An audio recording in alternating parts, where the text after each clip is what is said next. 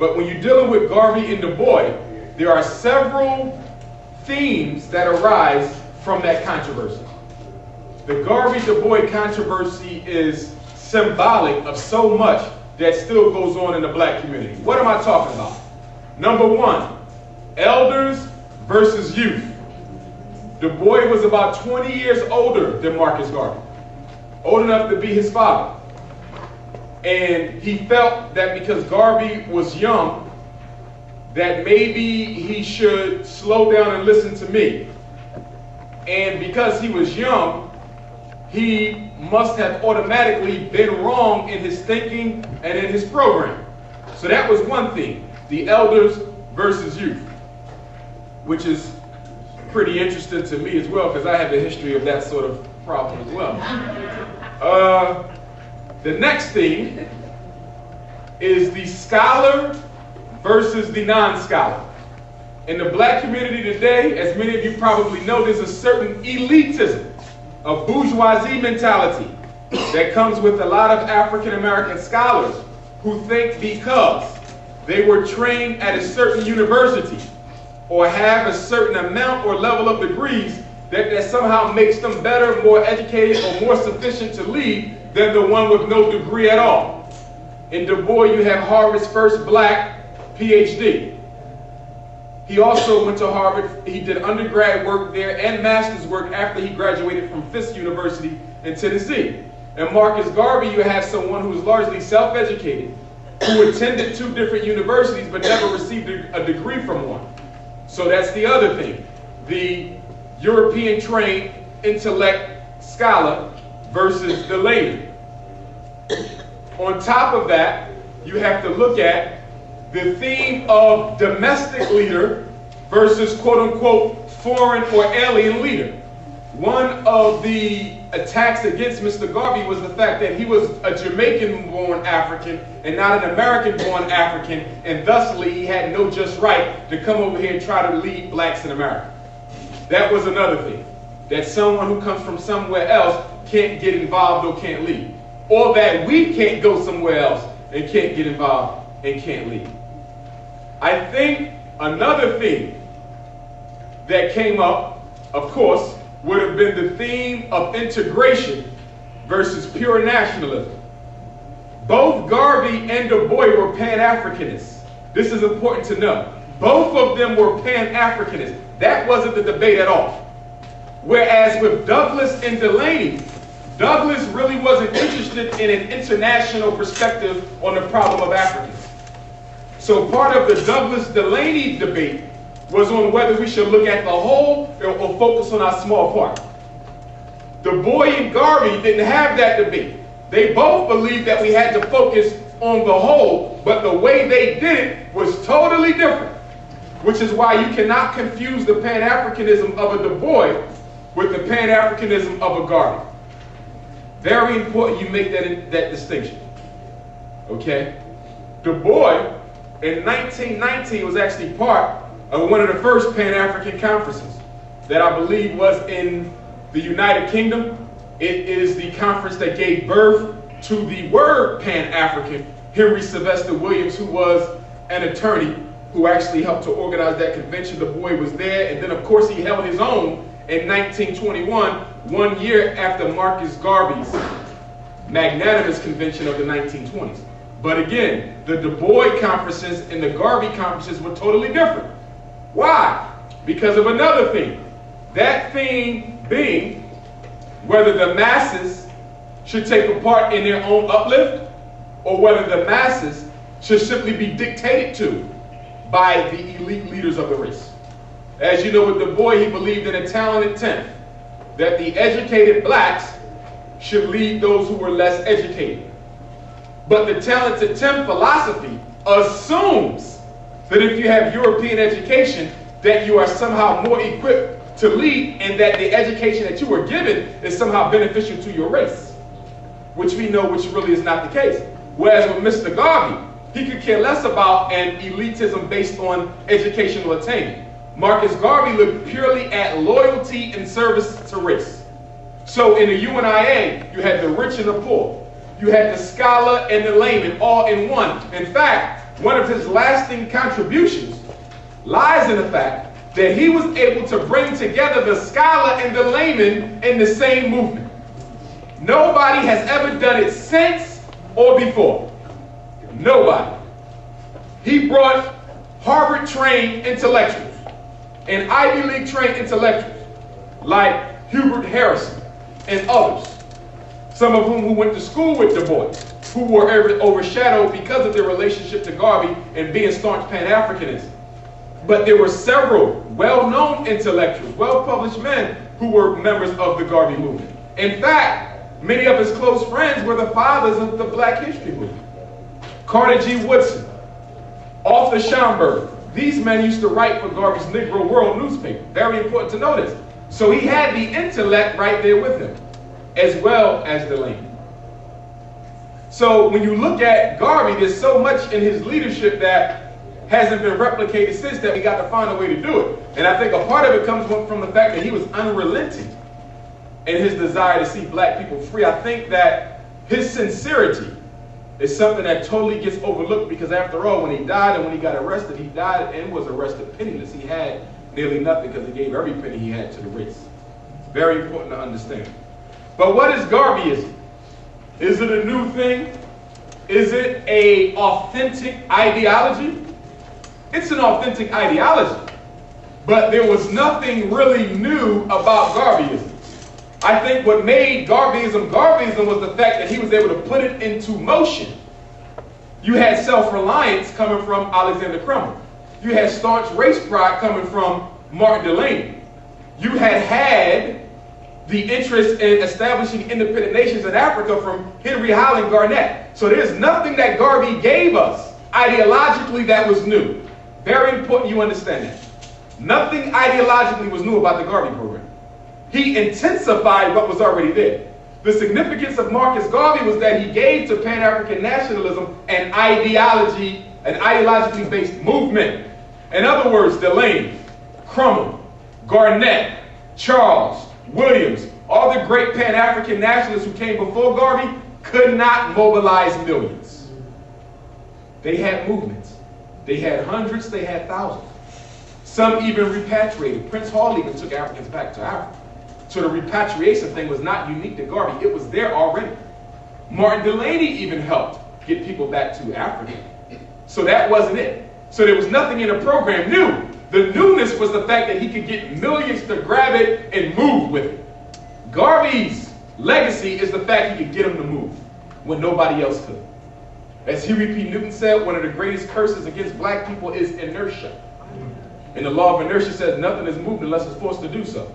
Garvey was able to counteract that inertia and get black people to move. And that was his success.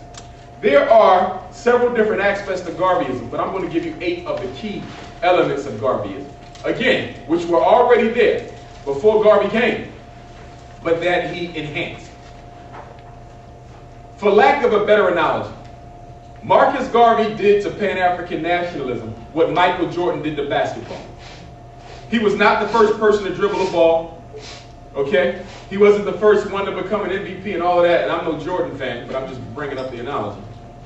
Okay, he's been a bit too quiet on political issues his entire career, okay? But what he did with that ball was never done before him and might not ever be done again. That's Garvey with Pan-African nationalism. So what are the tenets of Garveyism? Number 1, race pride. Absolute pride in race, excuse me. Not arrogance, not supremacy. Garveyism is not black supremacy. As I was once asked not too long ago, and I'm asked often, you Garveyites, don't y'all believe in black supremacy? No, we do not. And when you read Marcus Garvey's works, and if you do not own a copy of the Philosophy and Opinions of Marcus Garvey, you should. The Gold Book, Volume 1 and 2. There's also a Volume 3 that you can get as well. There's also the Marcus Garvey Papers out of UCLA, Robert Hill, which are, I believe, 11 very thick volumes containing every FBI file, speech, lecture, meeting that was known to be Garvey, although some folks believe that some of the documents are not authentic. Most of them are. But you got to read those books, because had it not been for his wife, Amy Jakes Garvey, who during his imprisonment bound up all his speeches into that book, we might have not ever heard of Marcus Garvey. How could the leader of the largest black organization be totally erased, not only out of the history books of Europeans, but erased out of the history books of us too. We don't. Even the organizations that come after Garvey, who copy his program exactly, word for word, fail to mention him. And everybody comes through Garvey. There is no movement in the 1930s, 40s, 50s, and 60s that didn't copy Garvey, because most of them were members of his movement. Important to understand. But race pride. The second one is African identity. Why is this important? Because just because you're biologically an African is of no good to the struggle unless you are consciously one. You need to understand that. The fact that the genetics are in you means nothing unless you think as a member of the whole. And for Garvey, identity was key. African identity. Not, I'm an African American or an African Jamaican or an African Frenchman, whatever that is. Okay? It wasn't about identifying with where the slave ship brought you, but identifying with from where the slave ship took you. In fact, when Marcus Garvey was once asked, was he a Jamaican? And he said, I would never give up a continent for an island. Which is interesting, because a lot of us have this nationalistic tribalism, right? We have a arrogance, an African American arrogance, we have a Jamaican arrogance, we have a Cuban arrogance, we have a West African arrogance that somehow makes us think we're better than others by virtue of who our colonizer was. Okay? Garvey was not for that. There was no independent Jamaica at the time of Marcus Garvey. Marcus Garvey's flag is red, black, and green, not black, green, and gold. Not red, green, and gold. That's the flag of Ethiopia. Please understand, because you see Garvey's face on a lot of flags. Those are not his. He never approved of that. I'm not saying there's anything wrong with that, because independence is something good. But in terms of historical accuracy, there's only 3 colors that you can ever associate with Marcus Garvey. That's red, black, and green. But a lot of the t-shirts and artwork that you see distorts history a lot and make you think he was for something that he didn't even exist in his lifetime. But African identity. Another aspect of Garveyism is self-reliance.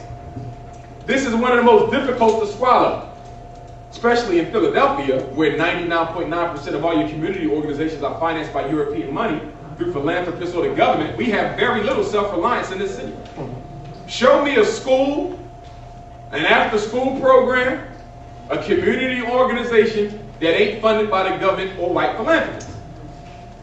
Now, the reason why any Pan-African nationalist, and you can be a Pan-African nationalist and not be a Garveyite, okay? But you can't be a Garveyite and not be a Pan-African nationalist because it's a form of it.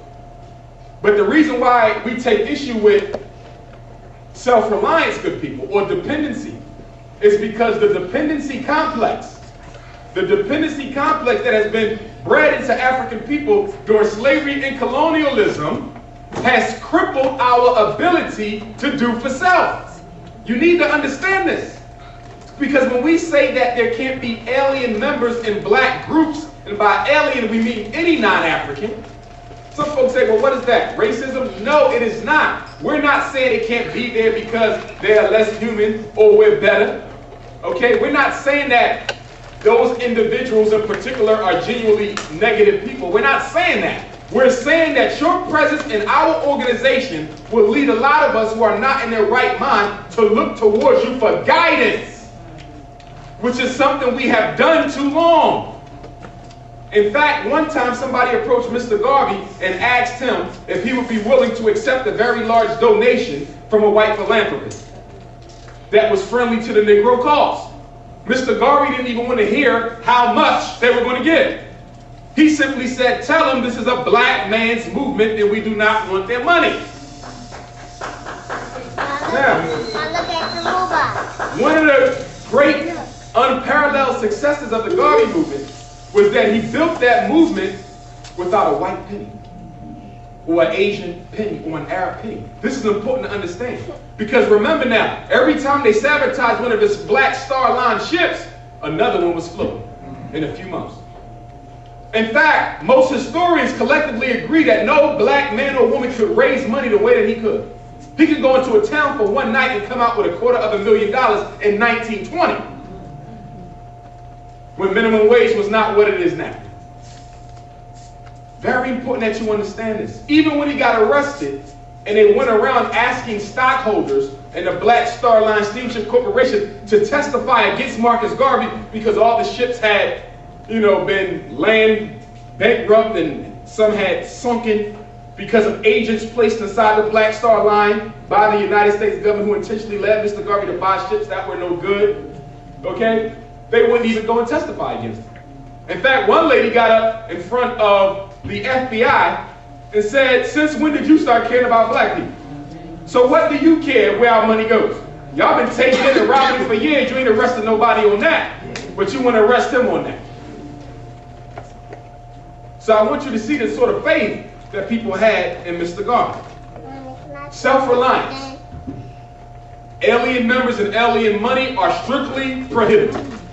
That is hard for us to understand because there's so much hush money out there, kid. And the reason I call it hush money is because you are given the money specifically so you cannot speak up about certain issues.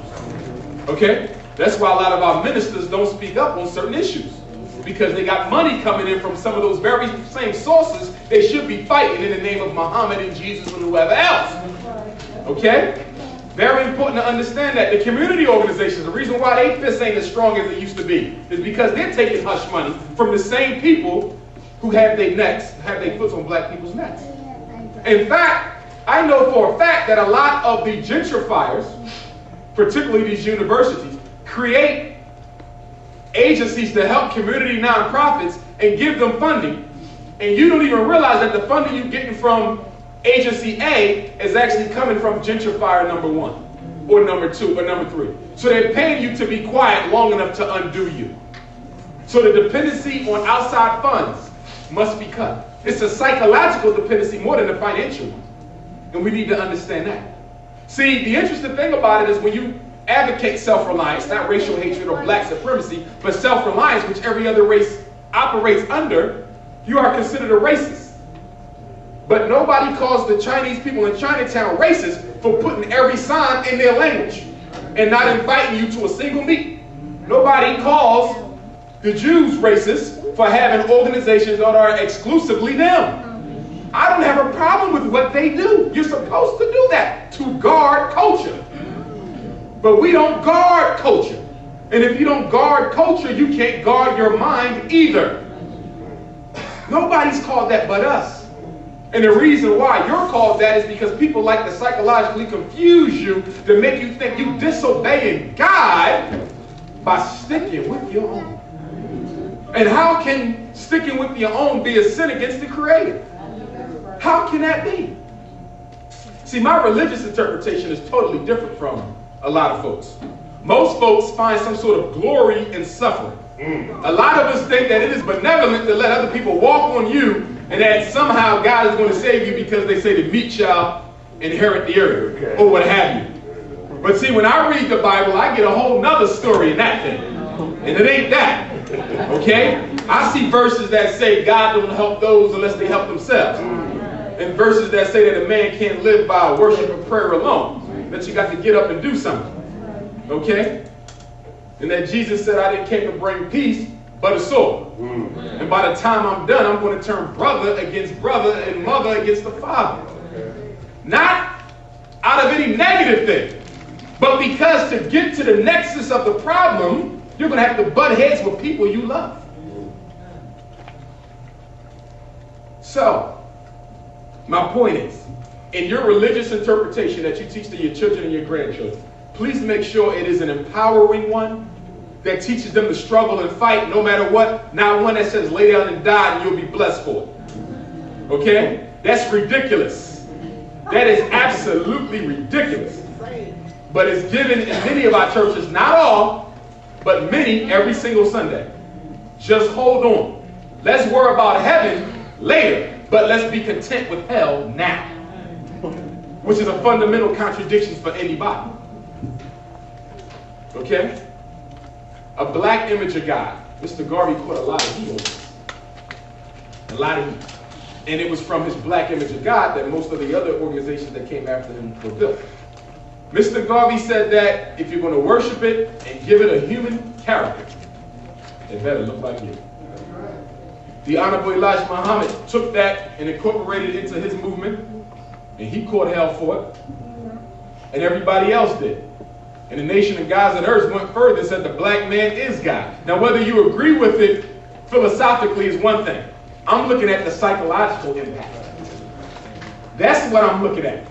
See, we're pretty interested because we'll get mad at one of our own for saying that God was black or the black man was God.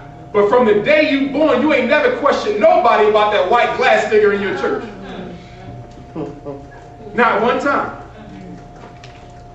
And so you got to look at how we have been psychologically programmed and engineered to destroy self, but to let everybody else destroy us and say nothing about it. But the image got to look like you. I say this all the time. People say, well, Brother Umar, does white Jesus matter? Of course.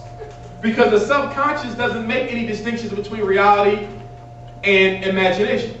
And if I see white people ruling everything in the world, and then I go to church and see one hanging up, the logical unconscious connection is the white man is God.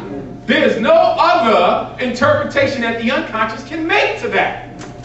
It's just like a young black male who's watching rap videos every day that's saying that the black woman is a B. She's a B. She's a B. Logically, your mom, sister, daughter, and wife are B's too. Because the unconscious works by association. And it groups everything. And nothing is left ungrouped. You have to guard mind. Very important. And some of the black churches, what they did was they gave Jesus a suntan, but he still got a perm, and they think that's progress. Okay? That ain't no damn progress. You like Michael Jackson says, that ain't him either. Okay? You want to know why? Because we can't take a totally black Christ figure. We can't do it. In fact, there was a book written on the color complexion of black leaders in America. And how most of our black leaders, except for Marcus Garvey, were of a paper bag or lighter hue. Because the people would not follow. Whether you're dealing with King, Malcolm, Minister Farrakhan, and Honorable Elijah Muhammad. Okay? Whether you look at, who else we got? Stokely Carmichael, Kwame Ture, this is his name, who's now gone. Okay, W.E.B. Du Bois, Booker T. Washington, Frederick Douglass. Look at them. Tavis Smiley, Al Sharpton.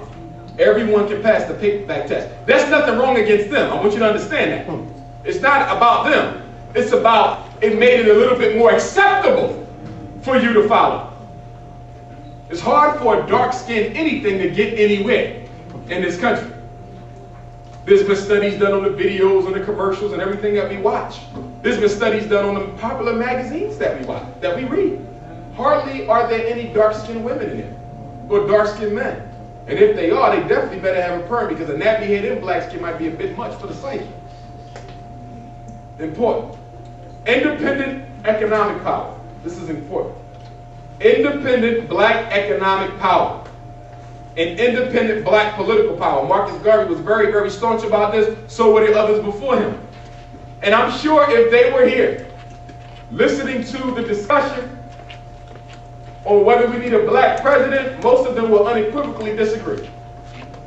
I'm not talking about Obama, the personality. I'm talking about the need for a black president. They would disagree with him too. But they would disagree on the need for a black president. They would say what you need is black political power, not a face. And we got to stop getting sucked into facial politics. You got to look for the power behind the face. That is what matters. Marcus Garvey started the Negro Political Union in New York City to do what? Elect officials based on concessions they were pledging to give the blacks. There were times when they backed white candidates over the black ones because they knew the white ones could give them something in exchange for their votes. It's not about the face of the politician, because all of them are representatives of the U.S. government regardless of color. So the question becomes, who's going to give you a concession? That's the issue. But you can't get concessions unless your votes are locked together. You must chain the black vote together. You cannot vote your conscience. And I don't know why we have been married to the Democratic Party as if they're somehow better than the others, like they don't all go to lunch together. Okay, like they don't all belong to the same lodges, the same secret society. They are one and the same. Okay? Vote Democrat. I'm not loyal to none of them. I'm registered as an independent. I'm not telling you to switch yours, but I'm saying think. We got to think our way out of this problem. Okay? Being loyal to people who ain't loyal to you. Can't none of them understand you. I remember when Al Gore was running, 2000, when he lost to Bush. It came out that he didn't like black people around him, period. He didn't want them around him, okay? And you pledge. Even with our young boys, I got a serious issue with parents who let their sons wear the names of famous European athletes on their back without first knowing what their position is on black people. I got a serious problem with that. You got that man's name on the back, you don't even know what he thinks about you. You see what I'm saying? But we want to be racially neutral. What the hell? How can you be that? What is racially neutral? A bumblebee? What is racially neutral? And in Philadelphia, Mr. Obama tried to play the racially neutral card and they wouldn't let him. He wanted to run as a racially neutral candidate. They said, no, you're not. Consciously, you might be a European, but biologically, if you lay down with my daughter, I'm going to have a black grandchild. See? See, the principal issue of segregation is one of race mixing. Understand that. So it don't matter if you're a rich black or a poor black, Ivy League or no league at all. I don't want you interacting with my daughter because babies might come. And it's amazing how they talk about how black men are so encapsulated by, alien women, particularly the Europeans, because during slavery, most of the raping was one side. Okay? We've never had trouble staying to our own, but you keep creeping in our quarters. Women too. Okay? And that's an issue that a lot of folks fail to pay attention to. Unity. U-N-I-T-Y was very, very important to the Garvey movement, locally and internationally. Remember now, Garvey was able to bring together Africans from all 7 continents, speaking all different languages, praying to all different gods, all different colors and shades, and say we are all one race. Nobody has ever been able to do that. And we got to find a way to replicate it because everybody is stuck on, as Brother Stan would say, the ism, the me. Okay? You got to look collectively. It bothered me when I was in the French airport, there was Africans I couldn't even communicate with because all they knew was French and all I knew was hip-hop B.A.M.N. And I'm like, this is my brother, I can't even talk. And he pointing, I'm pointing. You know what I mean? Never mind trying to rap to somebody, you don't know what she's saying back or whatever. You're done. Okay? But we got to learn language. As I said before, the proper education for African children must include an education of language, not French and Spanish, as I said earlier today. We got to stop this. My child's charter school teaches her French and Greek. Huh? You know how small that country is? What they learning that for? There's 100 million in Nigeria, and they speak Igbo and Hausa and Yoruba. Why can't they learn that? Because the argument is, well, there's more people who speak this. That's not true. Okay?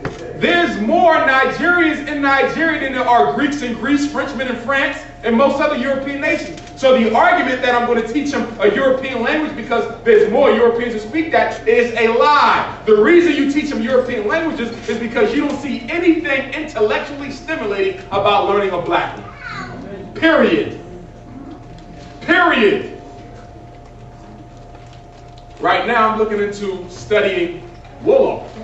So the next time I go to Senegal, okay, I can communicate in the native language. I'm not interested in learning French.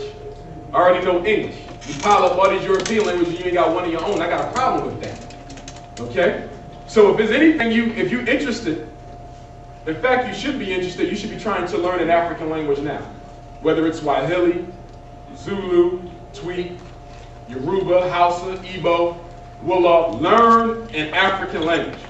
So when you go over there, and it is your obligation to do so, you'll be able to interface with somebody else. Okay? Not interfacing to the European language. One of the things that broke my heart in Nigeria was how they were Igbo who couldn't speak Hausa, Hausa who couldn't speak Igbo, Yoruba who couldn't speak both. So how did they communicate? They all defaulted to the King's English. Look at that. Colonialism over and he still controls you. So that means if he's standing right there with you, you can't even have a private conversation. Which is why I tell our children, don't ever let anybody think that you got to give up your own personal languages that you made up. They are just as relevant and legitimate as any other. But you got to know how to code switch to be successful. Yeah. The problem is we don't teach them how to code switch. That is the issue. But unity. What is unity? It is the desire to link up with the whole and subvert one's own individual agenda for the greater good of the group. Huh? In Black Philly? Do you know what that's saying? A desire to link up with the whole. So first of all, you got to want to be black. Number one, you got to want it. So if you don't want it, it's impossible to have unity because there's no collective banner. And then you got to be willing to subvert your individual will for the greater good of the group. That is a difficult thing for us. We're not into that. We like to be our own little special thing. Okay? I'm a this, I'm a that, I'm a this, I'm a that. All of it is totally surface oriented. Okay? None of it is qualitatively meaningful at the end of the day because nobody on earth sees you as anything other than an African. But some of us don't want to be. And no matter how long we try to escape, we will always be nothing but what God made us in the first place. In fact, I think there's a whole bunch of sins just waiting to be whipped on us for those of us who don't want to be what we are. Nationhood. Central to Garveyism. Nationhood. Mr. Garvey never taught that all black people should go back to Africa. There was never a back to Africa movement anywhere.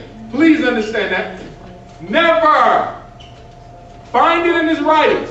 Find it in his program. It never was. That's what the media called it. It's just like with the Nation of Islam. They never self-labeled themselves the black Muslims. That was the media. There was never back to Africa.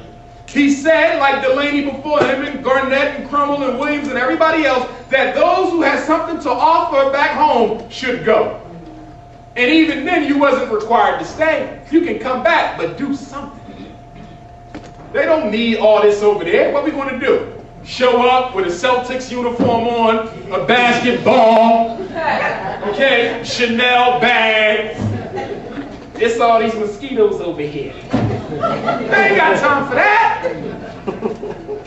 Because that's exactly what you're going to do. Some of us, you got to be very careful when you go to Africa because they're constantly testing you to see if you are authentically African or whether or not you are a black-skinned white man who's coming over to neo-colonize. It happened before. Study the history of Liberia. What did we do? Abraham Lincoln and them set up the American Colonization Society so blacks can go back over there. What did we do? We went back and treated the natives like we were the slave masters. We did the same thing in Sierra Leone. You got to fix your mind before you go over there or there'll be a civil war between us and them and the Europeans will be laughing at us. Look at the Pan-Africanists now. They went over there like us. You got to be able to guard mine. When I'm in Africa, they lead the way. Like I said, when I was in Senegal, they're very traditional. They come out with a big plate of food for breakfast, lunch, and dinner, and there's a spoon in there for everybody. As soon as that plate came out, I'm sitting there with my suit on. Everybody looked at me. We're going to see the Europeans in them now. So you know what I did? I unbuttoned, and I rolled up, and I washed my hands, and I said, come on with it. Because we got to condition them. Seriously now, because they think that what they see on television is the sum total of us. Some of us are, but a lot of us are not. And they got to condition us because some of us think that they're over there with bones in their nose and sleeping in the roof and all this old crazy stuff. There's houses over there that are more beautiful than anything I've seen over here, even on the main line, and I'm not lying to you. I went to a farm and seen a 3-story house that they told me was made from the ground. They made it from the soil and the mud of the ground. I said, what? 3 stories brick red, windows and everything. I just say that. I see 85-year-old women still in the farm with the thing on their head working like they're 20. Black men telling me we don't get prostate cancer over here because it ain't no McDonald's. Y'all call it progress. We don't. Y'all dying over there through your progress. They didn't know progress was supposed to kill. And it don't over there. See, one thing about Africa that I learned, they are wise enough to know that they don't need to have everything that gets created. We want to have everything that gets created. They don't. They like it the old way. And I like it the old way too. Because the bottom line is if I can give up all this education and everything we done got over here and be able to go back there and know where I came from and be able to take it back millions of years to the very first ancestor, I'd give it up overnight. Them kids over there can give you their whole history from the first one, where they migrated from. In Senegal, the Wolof language is a derivative directly of the ancient Egyptian language. which means they came over. And since many of us come from that same corridor, that means some of us truly are descendants of the ancient. And they can tell you how far back they go. We can't do that. 1619. Blah, blah, blah, blah, blah. Blah, blah, blah, blah. Okay? And even if you were more, which is fine because there were Africans here before the Europeans came, you still started over there. And even if all the continents were stuck together, and they may have been, you still started from over there. And we got to stop trying to place our origin at any place other than Africa because we don't like it. Very important. But that nationhood, why nationhood? Because nationhood is the only self-protection you got. If you don't grow your own food, it can be used to kill you. If you don't teach your own children, they can and are being used to kill you. Okay? If you don't deliver your own babies, they die on the operating table. Okay? All these babies coming out stillborn. Black women don't have no stillborn babies. That ain't us. Okay? But the whole time that you're pregnant, you're eating fast food, smoking and drinking. So now they tell you they got to give you a special needle so the baby be healthy and the baby come out done in. Or you're taking all that epidural up there, messing with the child's organs before they even breathe. And now the heartbeat is going too fast to slow it down because the baby is drugged up and they ain't even been here yet. Before Ritalin, they already drugged up. And so now they got to cut your stomach open because we think we're losing them. Because you don't want to do it the old way. And then they put you up on some table with some gurneys and open you up, right, to pull. And that's not even the natural current of things. In Africa, you squat down. You understand? So you up here struggling because you want to have a baby the pretty way. Okay? Not the natural way. It looks more civilized to push this way when gravity pulls this way. And so in Africa, the babies just drop right on out because you squat down. Okay? And then some of us all sick with food all stuck up because when you go to the restroom, again, you like to do it pretty. But in Africa, you squat down and get it all out so you're not getting sick. A bag of garbage all up in your intestines. Turn it into cancer because you want to look civilized. Very important stuff. Like I said, when I was over there, I got a chance to see the European that was still in me. I'm supposed to be one of the learned ones. But that's Garveyism. Now, Marcus Garvey was born August 17, 1887. They just had the Garvey parade this past Sunday. Beautiful event. We were there. His father was a tradesman. In fact, a lot of folks don't know this, but Marcus Garvey was a nationalist from the time he was a teenager. There was a man by the name of Robert Love, a local politician in Jamaica, who helped to nurture Marcus Garvey. And he worked on the newspaper for the organization, which was called the Jamaican National Club. And the name of the paper was called Our Own. And when he left Jamaica to travel around the Caribbean and South America, he noticed that wherever he went, black people were in the same condition everywhere. And he said, well, wait a minute. Whether we Portuguese, okay, or whether we are Frenchmen, or Jamaicans, or whether we was Catholic or Christian or Muslim, everybody seemed to be struggling. And so he said there's a truly international character to what faces us.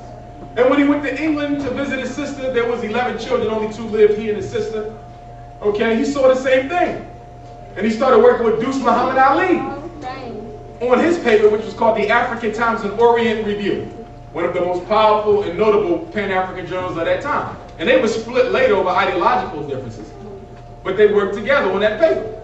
And Marcus Garvey said, well, where was the black man's airplanes, and where was his government, his governor? Where was his army, his military? Where was his ships, the submarines? And he said, since we don't have them, I will help to make them. And so he came back to Jamaica, I think it was July 15th, he got back to Jamaica July 20th of 1914. And that's when he came up with the title, Universal Negro Improvement Association and African Communities League. There's 7 letters, not 4. But he was inspired by who? Booker T. Washington. He read Up From Slavery. Most people will say, well, how did that connection make it? Because after all, Booker T. Washington was an accommodationist, wasn't he? There's a debate, and either side can win when you're talking about Booker T. Washington. Because on one side, he appeared very accommodating. But look what he gave to the race. Men and women who could build with hands. Okay? Forget the degrees, they could use their hands. And when Booker T. Washington, who was born a slave, walked to Hampton Institute, they wouldn't let him in. And so he took a job at Hampton Institute. And because he was able to sweep floors and clean as well as he did, they allowed him in. But he wouldn't be turned away. And when he was done and he went back to Tuskegee, Alabama, he got some students and he decided that he was going to open up Tuskegee Institute, which is now a university, which has one of the best veterinary medicine programs in the country. So if you got a child who wants to be a vet, Tuskegee. Okay? And when they got to the university, there was no buildings. So they looked at him like, Professor, what is this? Where's the university? He said, you're standing on top of it. He made them build every building that they needed for the university.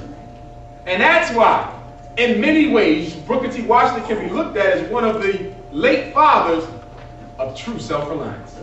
Because if anybody had it, that man had it. Could you imagine if you take a bunch of these basketball players and BET watches somewhere and say it's under you, let's build it, you know how fast they'll run? My fingernails, I got my baby name on my fingernails, I can't build. But that's what Booker T. Washington did. And by reading that book, Up From Slavery, he inspired Marcus Garvey with that self-reliance. He had it anyway because his father taught it to him. He was a descendant of the Maroons, and we know who the Maroons were, enslaved Africans who were brought over who never suffered under slavery because they wouldn't submit to it. And we still don't know how many Maroons there totally were. And there were not only Maroons in the islands, there were Maroons in America. In fact, I was reading an article not too long ago from a European historian who said that the Seminoles isn't really a Native American ethnic nation. That the Seminoles might be more African than they ever were Native American. And anytime they found Africans living alone by themselves, be they Moors or others, and not everybody was a Moor, they assumed that they were somebody else. When it was African people all along. And that was from a European historian. These ain't no Native Americans, those black folk. Okay? The Redskins and the Cherokee, the same thing. In fact, when you look at a lot of the pictures of the original Native Americans, they look jet black like you and I. And the reason why the ones you see now look light, because they have been interbreeding just like you have. In fact, there are Native American ethnic nations in this country that are totally European. Totally. Okay? So you got to really, really know your facts and know what you're dealing with. So Marcus Garvey comes back to Jamaica. He starts the UNIA. The elites of Jamaica couldn't stand him. They couldn't stand him. He had death threats on him. He met a young lady by the name of Amy Ashwood Garvey, who became one of the first secretaries of the organization, helped him to build it up. Mr. Garvey came to America in 1916, March of 1916. Why did he come? To meet with Booker T. Washington because he wanted to raise money to start a Tuskegee in Jamaica. He did not come to America hoping to stay. It was just a stop on the way. Raise money, go back to Jamaica, and do what Mr. Washington is doing. But when he got here, Booker T. Washington had already died. Frederick Douglass had died, and then Booker T. Washington was considered the successor of Frederick Douglass, although they disagreed ideologically at certain points. And then W.E.B. Du Bois gets his doctorate from Harvard University the same year that Booker T. Washington gives his famous Atlanta Compromise speech, where he basically said black folks should be content with economics and industry and leave all the political stuff to other people. A lot of us call him a house Negro because of that, but when you look at it, at the end of the day, if you ain't got economics, nothing else much matters. I don't think Du Bois knew that, but Booker T knew it. And if you don't believe it, you better look at your community right now. I don't see none of them trying to run no candidate for mayor, but they sure get all your chicken wing money. Okay? It's the reality of the situation. I don't mean it in a derogatory way, but when you control the economics of a community, does it really matter who wins? If you control the economy of America, does it really matter who gets the presidency? And so Booker T was trying to get Du Bois to see that. I'm not saying we can't go for that later, but let's take care of this now. Because if they can't make a way for themselves and their families, what good is the vote? That's the problem with Africa, because all they keep talking about is the nations of Africa need to be democratic. Who cares about democracy if I ain't got no food or job or decent education? Look at your kids in Philadelphia. Do they care about a vote when they can't even get properly educated? Do you care about a vote if you ain't even got a meal? What does love got to do with it? What does democracy got to do with it? See, we let people shape our options in the way we view them. And one thing you got to understand about propaganda, which is nothing but informational warfare in an attempt to do what? Control your mind. Propaganda always gives you the pro and the con argument. Pay attention to this. When you watch CNN or C-SPAN, When you watch the debates between McCain and Obama, okay, the two arguments, the pro and the con, neither one are the real issue. But because they got you thinking that we're taking care of the whole scope of the problem, you got McCain going pro, Obama going con, Obama going pro, McCain going con, and you saying, well, the whole argument being taken care of. And the issues ain't got nothing to do with what we really dealing with. It's the same thing when they had the mayor's race here. When they were running, nothing they dealt with had anything to do with you. But it looks like it does because you have a pro and a con. And we got to understand that even when there's a pro and a con, they're both conning us. Very important. You got to be able to force yourself to think when you see anything. Force yourself to think. All this talk about Russia going into Georgia, right? Georgia used to be one of the Soviet socialist republics or whatever. But America telling them that they're doing wrong. Okay? You want to stop them from going in. I'm not saying whether they're right or wrong. That's that European business. But you didn't want nobody to tell you was wrong when you went into Afghanistan or Iraq. You didn't want nobody to tell you was wrong when you went into Haiti a couple years ago and took a duly elected president, Jean Bertrand Aristide, and made him go into exile because you would have put somebody in his place, but you wouldn't tell somebody else what they're going to do. You got to stop letting people control your worldview and your perspective. Informational warfare is more important than militaristic because if you can control mine, you never got to have a military struggle. The reason why they're in Afghanistan and Iraq and the reason why Russia got to be in Georgia is because they can't control the opponent's mind. Carter G. Woodson, who also got a doctorate degree from Harvard University, who is one of Mr. Garvey's confidants and a writer for the Negro Word. If you ain't read this book, read it. And read it again.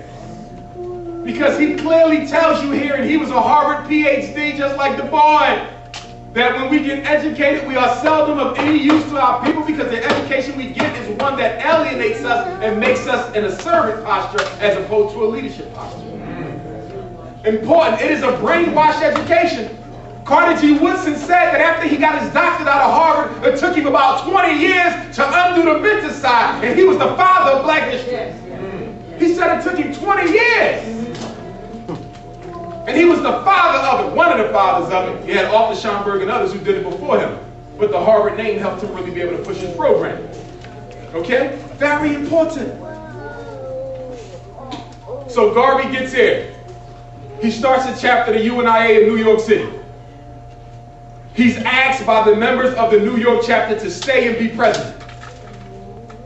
But before that happened, haters tried to destroy the organization 3 or 4 times before he finally got it up and running. He decided to stay. When he decided to stay, that started the first split in the Garvey movement. Because he moved the headquarters from Jamaica to America. So UNIA in Jamaica said, well, how you want to supplant us as home? That Negro thing again. Who's hired? And so that was the first split. But he kept on working, kept on pushing his program. He went on a whirlwind tour, 38 states in the United States of America, took him all over, raising money, starting divisions wherever he went. He got here in 1916, and he went right to work. The UNIA was incorporated in 1917. By 1918, you had the Negro World, which became the largest, most circulated, most feared black paper of all time. If you got caught with a copy of the Garvey paper in Africa and any of the colonies, death, beheading, life in prison could be your sentence. In fact, what they used to do, because they suppressed the Negro World paper in the Caribbean and in colonial Africa, that the black seamen would take the paper and tape it to their body. So then when they get over to Africa or the Caribbean, they would give the papers to kids, and the kids will run into the villages with the paper. And then the griot would read the Garvey program to everybody there. Oh yeah. See, when you deal with that Garveyism, you really got to know what you're dealing with, and people gave their life for that. See, before the Black Panther Party had shootouts with the police, it was Garvey's Universal African Legions who had shootouts with the police. In fact, there was a famous massacre, and I'm forgetting the name of it down south, when the police tried to bust into a Garvey meeting, and the Universal African Legions held them at the door and said, you're not coming in here, and the shootout ensued. There was shootouts between Garveyites and the Ku Klux Klan. Stuff you never even read about history. Black men standing up. That ain't allowed to be in the history. They'll give you some of the compromising Negro, or give you the compromising side of a Negro, like they do with Dr. King. They don't give you militant King, because there was a militant side. They don't give you that. They don't give you the last couple months of his life when he gave some speeches that made America shiver. No, they give you that early stuff. that I'm trying to please the SCLC compatriot stuff. Okay? So, when Garvey gets to America, he visits A. Philip Randolph. Garvey visits W.E.B. Du Bois. In fact, A. Philip Randolph hosted one of Garvey's first meetings. He was interested in doing some work with Du Bois until he went to the NAACP office, and he said everybody in there passed the paper bag test, and that Du Bois kind of came across as someone who was decidedly European in his thinking. And so Marcus Garvey said that upon meeting W.E.B. Du Bois, he had decided to stay in America and teach this mulatto what real race pride means. And hence the debate started. Now Du Bois had a very, very powerful history, and we can't ever be remiss to mention what he did. But I want you to see how Garvey gets here at 1916, incorporates 1917, Negro World 1918, the Negro Factories Corporation that was 1918, and then you get the Black Star Line Steamship Corporation in 1919. Nothing but work. The Garvey movement had two universities, Booker T. Washington University, and what was the other one? It was Booker T. Washington University and I'm forgetting the other. But there were two colleges. People don't even know that about the Garvey. There were hotels, restaurants, all types of businesses. In fact, at one time, the UNIA was the #1 employer of individuals in Harlem. Oh yes, the Negro Factories Corporation. And then when the Black Star Line Steamship Corporation came, that just did it. Remember, we talk about 1920, he put ships on the water so black people could do commerce with other black people. Marcus Garvey said that if the Irish could have a Green Star Line and the whites could have a White Star Line, and you know that the #1 flagship of the White Star Line was the what? Titanic, that summer. And so Marcus Garvey said we can have a Black Star Line. And when you read about the Black Star Line, people tell you, well, it was a failure. No. Before those ships were sabotaged by paid agents, they made trips to the Caribbean. They engaged in trade between Africans. Very important to understand this. Yes, the venture got up off the ground and was successful for several years before it was sabotaged. Very important. Mr. Garvey had to escape assassination attempts.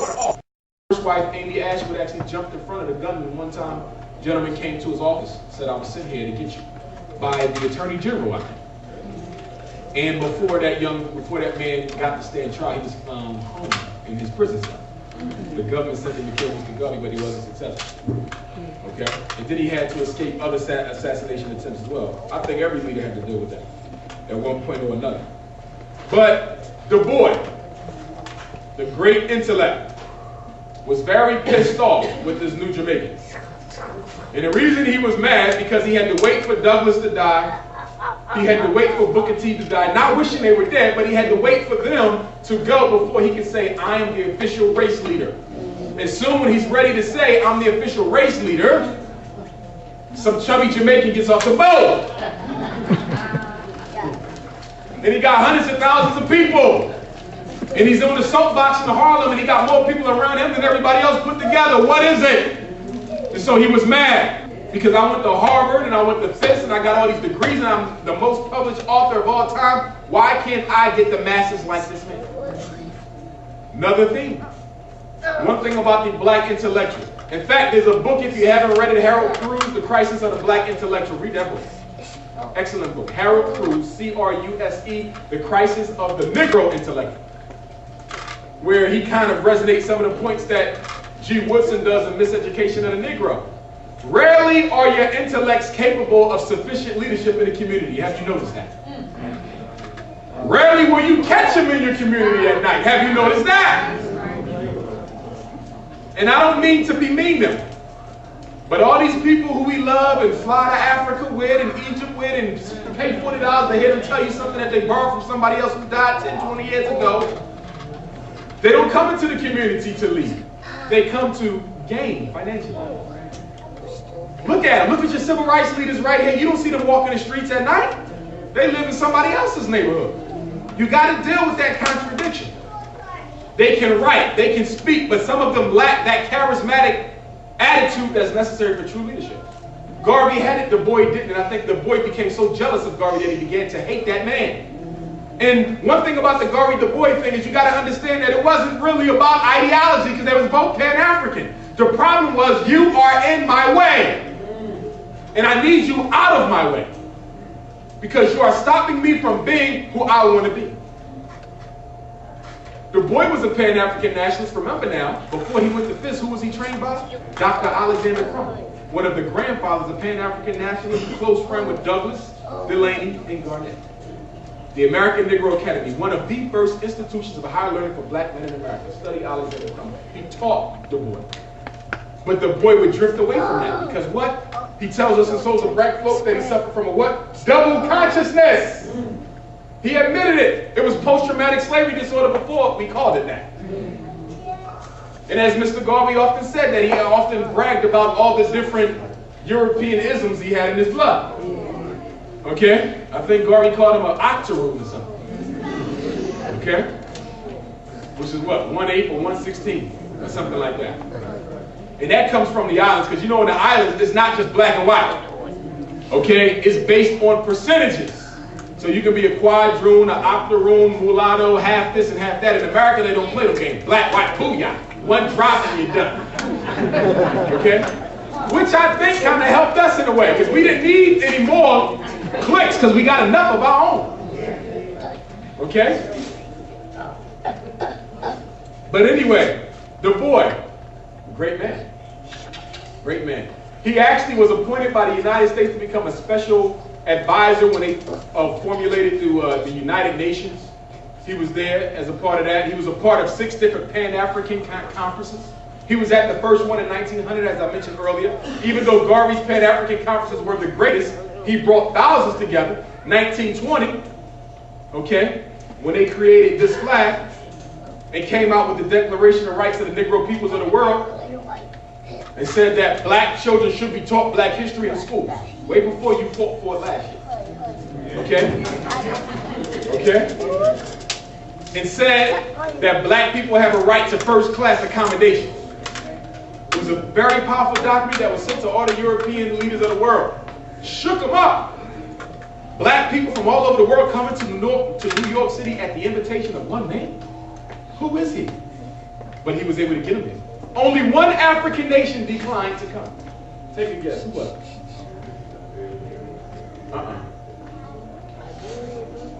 His Majesty. Haile Selassie returned the invitation unopened. They worked it out later. They had a lot of words, but they worked it out. But you got to look at the significance of 25,000 black people being in Madison Square Garden. Actually, it was more than that. That's all that Madison could hold, because it was the old Madison. You had thousands of them outside, parades that stretched for the blocks long. And then the attack came from the government with the help of Negroes. You got to understand, in the Garvey movement, you have a classic example of black people not knowing when to stop when trying to destroy their own. 7 of the most, in fact, wasn't 7, it was approximately 7 of the most prominent leaders in the black community. Newspaper editors, certain Marxists and socialists, they all sent a letter to, I believe it was the district attorney, excuse me, the attorney general, asking for Garvey to be deported. A. Philip Randolph and Du Bois did not sign the letter, but W.E.B. Du Bois sent his own private letter to the government asking them to deport Garvey. When Garvey went to Liberia to try to set up an independent nation for blacks who wanted to go back and help, guess who the government sent over there to destroy it? Du Bois. And then Du Bois asked the United States government to give him a line of ships so he could compete with the Black Star Line. Why? Because I'm 20 years older than you, I got a Harvard degree, you don't, how dare you come to my country and take it over? Egoism, and it is killing us. And it is killing us to this very day. To this very day. To this very day. Du Bois taught at Wilberforce. He taught at Atlanta University. The man was a publishing wizard. I think Dr. Asante from Temple might be catching up with him in terms of books. Yeah, maybe he passed him, I don't know, but Du Bois was a publishing something. You know, but the comment that I always make is that Mr. Garvey didn't have time to write books because he was busy organizing people. And you got to understand that the workers tend not to have a whole bunch left behind. Okay, because they out there on the front lines doing what it is that they need to do. And it's not a knock against them, but the bottom line is, who's going to give up a privileged position on earth to help somebody lesser than them who has the God-given power to give their own self a privileged position? Ain't nobody going to do that. Nobody's going to do that for you. And we can talk about how the government discriminates against us. We know that stuff. I read them stats every day. That's going to be there. That's a constant. What do you do with constants? You accept them and you build around them. You go forward. We can't make excuses for why we still are where we are, because at the end of the day, people are still going to say, you've been out 139 years. And on top of being out 139 years, you're the 10th richest group on the face of this earth. You got an $850 billion economy and you complaining about what the government ain't give you? Christmas is coming up in a few months. We spent $3 billion on Christmas gifts last year, probably be $6 billion this year. Billion in 2 weeks. From Black Friday, I don't know how it's black, because there ain't no black people getting none of the money. In fact, let's call it Blonde Friday. From Blonde Friday to New Year's Day, you gave $3 billion and it'll probably be $6 billion this year. I'm telling you. We can't blame nobody but ourselves for our predicament. Absolutely so. And they asked me in Africa, what is wrong with y'all over there? I said, what do you mean by it? They said, y'all on the TV with these chains and these big glasses. And we trying to find out, you know, somebody autistic? Like, what's going on? And everybody rap about the same thing, but they just say it a different way. And I said, brother and sister, please understand this if you don't understand anything else about your Americanized brothers and sisters. We are not used to having money. We haven't had it for 246 years. For most of the 139, we ain't had it either. Only in about the last 50, we've been able to get money in significant amounts. And what you see on them rap videos is nothing more than somebody who is still celebrating the fact that he got more than $10 in his pocket. See, people who are used to handling money don't flash it. You don't even know they got it. But people who ain't used to having money gotta let the world know all day, 24 hours a day, I got money. In fact, my name is Steve Money. It's ridiculous. And my record label is Cash Money. And no knock against Master P, because he's done some positive in the community, but our preoccupation with looking like we got somewhere when we didn't is hurting our children, because they think it's progress when it's nothing. Okay? The silver lining on a dark cloud. Now, Du Bois comes to Philadelphia. You know he taught at the University of Pennsylvania, right? He took a fellowship there in 1896, and then he published that landmark book, The Philadelphia Negro, in 1899. If you haven't read it, read that book. It still holds true about us in Philly. Read the book. If you want to see the history of blacks in Philly, read Du Bois's classic, The Philadelphia Negro. After you read Miseducation of the Negro, that's an excellent primer for you. Okay? But Philadelphia is unique. You know, Philadelphia was also home of the Boule movement, the secret society of educated, elitist African-American males. Du Bois was one. Dr. King was one, but I don't really hold it against Dr. King because he obviously split with them. Okay? But you got to understand the role of these secret societies in our community as well, who don't have half the power that the white ones do, but because they want to feel like they got power, they copy them. Important to understand. Getting back to the rivalry. One thing about Du Bois that got him in trouble with the black community, 1917 when World War I broke out, remember Du Bois told black folks, he became Booker T. Washington for a minute. He told black folks to stop worrying about the racial problem and close ranks with the government, and let's go fight. Remember that? But after the war, there was lynching of black men in their uniforms. Okay? And if you came back with a medal, you knew you was done. And then Marcus Garvey said, look at you. Close ranks for what? Only ranks they close in his ours. And they went back and forth in the newspapers and everything, but at the end of the day, Garvey was right, Du Bois was new, and after Garvey died, he apologized to his wife. He said, I was wrong. You knew he was wrong in the beginning. You were jealous. It wasn't wrong, he was jealous. And we got to deal with that sickness in our community that makes the leadership feed off one another. That's why you got 1,000,001 churches right now. Right now. You got a pastor, he'd have been there 20 years, he's big, he's bold, everybody knows him, he's old money. And then you get some young buck walking in there who got the voice of fury and the women are shouting and going off. And now he wants to lead. Sit down. And the young man been there 5, 6, 7, 8, 9, 10 years. Sit down. And then a young man gets tired of sitting and says, you know what, I'm going to go and start my own. That's where that comes from, y'all. Competition. Because the ego won't allow anybody else to have a spot in the sun. Important. Very, very important.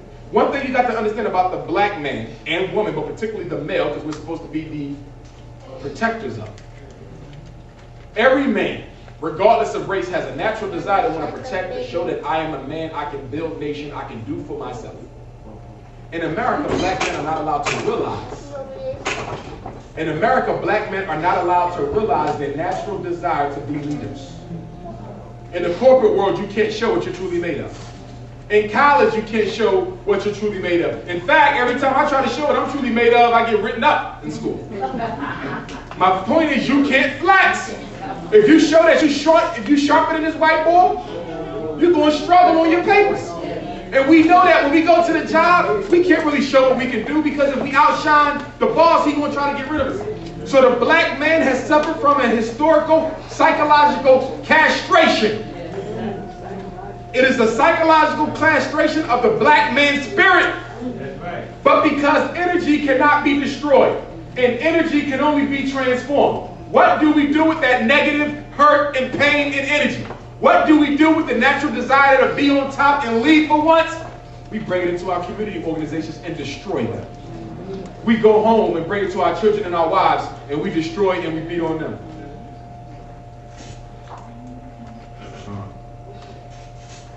And they destroy it. And we go into the church with that stuff and we destroy it. Any organization that has failed, be it religious or secular, has failed because there's too much energy seeking the sunlight in there all at once, and nobody has the patience to wait their turn. And some people don't have enough concern to pass their turn off to the next person. We want to, quote unquote, as I was told so many times, die with our boots on. And that's our problem.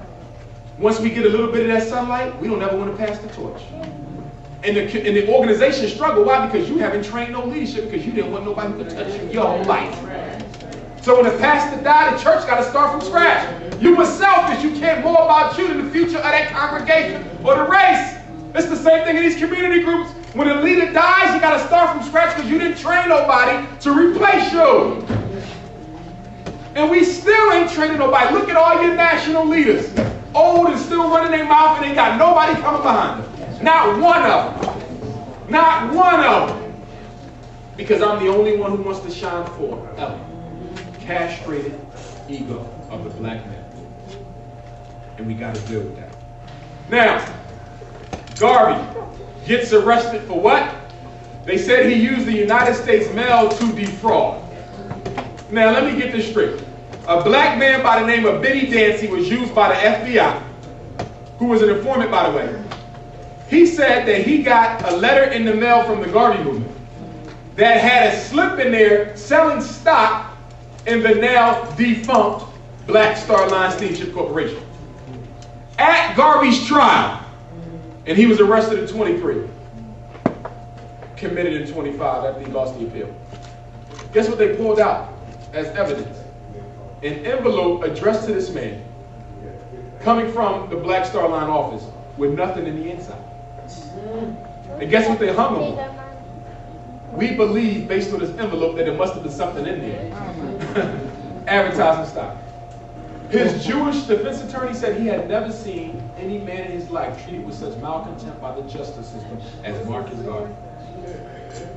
They wanted him, so they got him. And the judge of the case, Judge Mack, was a proud lifetime member of the NAACP. And that's why, and I got good people in the NAACP, but I couldn't work with them as no nationalist or as a proud black man because they got into that. In fact, I started a chapter of Millersville, okay? And it's not the organization, the people I'm critiquing, because they're good people, and I'm critiquing the structure, okay? But in that organization, if you're a chapter president and you say one thing wrong against an alien, you are gone. Remember when Joe Lieberman ran, he was running for president? One of the presidents of the NAACP down south said, well, you know, he's Jewish and, you know, he cares about money. Which was which wasn't the politically correct thing to say. They fired him on the spot. Why? Because the funding comes from who? You. Exactly, and other Europeans. And then in 2000, they spent $10 million registering voters. Why you need $10 million to register voters? $10 million, you could have built what, 3, 4 high schools? See, this is how they spend their money. See, we got the money, but we spend it on the wrong stuff. Black people spend more money on Cadillacs, malt liquor, hair products than everybody else put together. And then the people you buying from will tell you to your face, we're not going to sell in bulk to you because we don't like you. And ain't got no respect for you because you let us take over your industry in the first place. Because you were fighting. You were fighting. You made her hair stand up taller than her hair. And you had a bigger stack over here. And that kept you fighting instead of taking over that entire industry. And it's run by other people. And who we got to blame? Ourselves. So Garvey goes to jail in 1925. Even Du Bois had to comment that what they did to the man was wrong. He got heckled a lot. Prison guards messed with him in prison. He wasn't treated well at all. In fact, his lawyer tried to get him to go to a minimum security prison, I believe it was. They sent him to Atlanta, which was known as a very racist federal penitentiary, but he had to deal with it. They had him out there striking rocks and everything else. And then they wrote to the President of the United States, President, was it Coolidge yet? And they asked him to commute Garvey's sentence. That what happened to him was wrong, we got the facts. Coolidge commuted Garvey's sentence. But they had lied to Garvey's attorney and told him that the commutation agreement meant that as soon as he was released from prison, he had to get on a ship and go to Jamaica. It was a lie. Garvey did not have to leave the country, but they did not find it out until after he was gone. And wouldn't let him back in. And Du Bois didn't help him to get back in because he was happy now. Now I can have some time to myself. But then, he didn't get no blessings for that because after Garvey was gone, what happened to him? He started running into trouble with the government. Took his passport. Okay? He started trying to find some outlet for himself. When he was an old man, you know, he applied to be a member of the Communist Party. He even ran for a U.S. Senate spot in New York City under the American Labor Party, which you know is the Communists. So Du Bois starts out as a Pan-African nationalist, then he becomes a Pan-African integrationist, then he becomes a communist. See that? Lost. But Garvey always knew where he was going and never changed it. So then ultimately, what does Du Bois do? He renounces his American citizenship. He goes to Ghana at the request of Kwame Nkrumah to put together a project called the Encyclopedia Africana.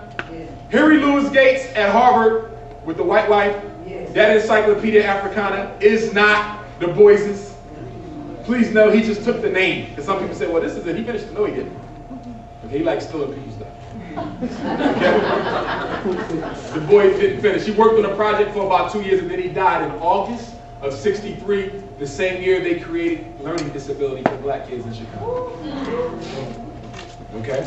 So then, you know, Malcolm was killed 2 years after his death and then King in '68. Du Bois had a great time because he did start the fight. He fought the NAACP, he left in '34, came back in '44 though, to head of some research, and then him and Paul Robeson both left together a couple years later. They couldn't take it. He tried to work it out, but they wasn't having it because once Garvey got deported, he started sounding like Garvey. He said that black people need their own school. NAACP jumped up, what the hell are you talking about? We don't talk that in here. But he kept on talking because that spirit hit him and he just had to put it out. So then when he got rejected by America, he said, well, I'm going to join the communists. But then he fell out with the communists because the communists would talk all this stuff that it ain't about race, it's about economics. But they were racist too. And Karl Marx and Engels were both supporters of the eugenics movement. And they got a nerve to tell you that racism is an outgrowth of economic problems. In other words, capitalism created racism so they could subdue blacks. If you get rid of capitalism, racism will go away. I know black people who have been to Russia and all them other socialist republics. They said it ain't nothing but racism over there. Skinheads and everything in the street. It ain't got nothing to do with no capitalism. I don't want no capitalism and I don't want no Marxism or no socialism or integration. They'll give me Pan-Africanism. We got to create our own ideology for our problems. You don't take what Karl Marx wrote and use that for your problems. Did you know that he was a bourgeois himself? talking about the struggle of the masses. He was a privileged European. And all he gave you was his ideology. He proved none of it, and we still running around with it. I'm a black socialist. Well, socialism come out of Africa. Really? Du Bois didn't get socialism from Africa. He got socialism at the University of Berlin. And Kwame Nkrumah didn't get socialism from Africa. He got socialism at the University of Pennsylvania. Show me a black socialist who found socialism in Africa. We know the tenets of it come out of there, but that ain't where you got it. You took it from him and dusted it off and painted it black, but it's still white in the inside. Same thing you did with the Jesus with the suntan in the church. The ideology must be exclusively ours, good people. So Garvey goes back to Jamaica while Du Bois is fighting with the Europeans over here. Had they worked together, my goodness, what we would have done. Du Bois' intelligence was Garvey's leadership skills. Well, they didn't assassinate Malcolm. His Pan-Africanism with King's oratory and his ability to move any church that he wanted. See, you need both. Nobody can do it by themselves. Because God gave everybody in this room a little bit of something different. And you can't do what you need to do without me, and I can't do what I need to do without you. As they say one God, we also say God is one. Oneness is an aspect of God's power that we got to get to. Oneness. Oneness now. So Garvey runs for office in Jamaica. He gets elected. He loses a couple. He wins some. They locked him up in jail because he kept saying stuff like, well, the governor of Jamaica need to be thrown in jail if he don't protect black people. Lock him up. And he kept going back and forth to jail. He goes back to England. Why? Because he wanted to be at the post of world affairs. And the British Empire was definitely the post of world affairs. As they said, the sun never sets on the British Empire. Whenever the sun goes down, there's a nation where the sun is shining that is under their rule. Be it America, which was a British colony who fought against it. South Africa, still is, exactly. Okay, India, the British Empire. But guess what? The British used to be a race of slaves. But they built themselves up. Everybody, there's not a person walking the face of this earth who does not belong to a group of people who were enslaved at one point or another, which is why we got to stop making it look like to our children that enslavement was a badge of shame. Everybody went through slavery. I don't care who they were. Not one race escaped it. And furthermore, we got to stop teaching our children that freedom that came in '65 came because Abraham Lincoln gave that on the back of the wall there. Emancipation Proclamation. He freed slaves in states who were in armed rebellion. You know what that means? He freed people he didn't have no power to free because they had already seceded from the Union. How are they going to get free? Because you said it? It didn't work that way. We freed ourselves. We freed him. Remember now, they was losing the war now. They only let us in because they was losing, and Frederick Douglass and Martin Delany said, you know what? You keep up this, you ain't going to have nothing. And the Confederate flag will be the flag of America. And then they put blacks in that war, and before you know it, it was over.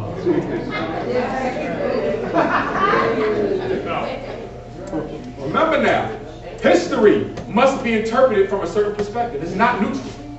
It is not neutral. And history is always written by the one who wins the war.